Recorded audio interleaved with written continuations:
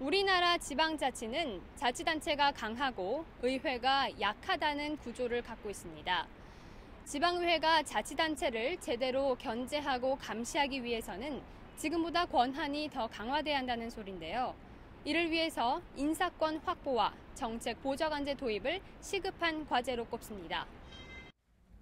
지방의회에는 주민들이 뽑은 의원과 의회 운영을 돕는 공무원이 있습니다.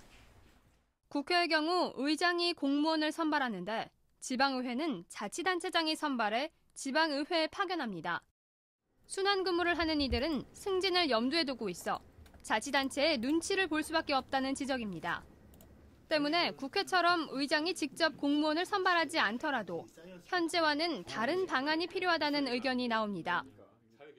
의회는 자칫 조직이 일반 행정직 전반에 비해서는 작기 때문에 서로 인사 교류라든가 이런 부분들에 좀 문제가 있고 승진의 문제도 있고 또 확대될 수 있는 영역이 한정되어 있기 때문에 의회 진열을 따로 신설을 해서 뽑아서 거기서 전문성을 좀 강화할 수 있도록. 의원들의 전문성을 향상시키기 위해서 보좌관을 도입해야 한다는 목소리가 높습니다. 예산이 허투루 쓰이고 있지는 않은지, 또 정책이 본래 취지대로 제대로 집행되고 있는지, 또 행정사항에 더 보완할 점은 없는지 살펴봐야겠죠. 하지만 의원 혼자 이를 감당하기에는 벅찬 것이 현실입니다. 서울시의 올해 예산은 43조 원. 의원 1인 평균 4천억 원에 달하는 예산을 심의하는 꼴입니다. 뿐만 아니라 행정사무감사, 입법활동, 정책 제안, 민원 처리까지 담당하고 있는 현실에서 자치단체를 철저히 감시하고 견제하는 것은 사실상 불가능하다는 주장입니다.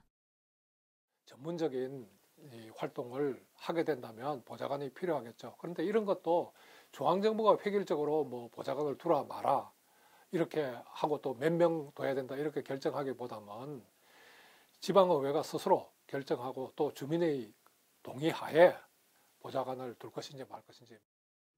자치단체와 지방의회가 견제와 균형을 도모하기 위해서는 자치단체장이 임명하는 고위공직자나 공공기관장에 대해 인사청문회도 실시해야 합니다. 현재 대부분 지방의회는 자치단체와 협약을 맺고 인사청문회 제도를 운영하고 있습니다. 하지만 협약은 법적 구속력이 없어 제도의 취지를 실현하기 어렵다는 지적이 나옵니다.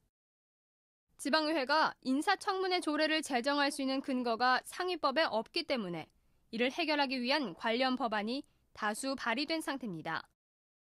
그러니까 인사청문회에서 부결이 돼도 그냥 단순히 임명하면 임명하는 겁니다. 그리고 사후 청문회가 될 수 있어요. 그러니까 임명해놓고 청문회 하는 겁니다. 그러니까 임명되기 전에 후보자 입장에서 하고 그거를 보고 임명을 하고 그래야 되는데 그런 게 미흡한 거죠. 이 밖에 교섭단체 운영을 체계화해야 합니다. 교섭단체는 안건을 협의하기 위해 10명 이상의 의원이 모이면 형성되는데 주로 정당 위주로 구성됩니다. 각 교섭단체별로 특색 있는 정책이 나오려면 이를 운영하고 지원할 수 있는 법적 근거가 필요하다는 겁니다.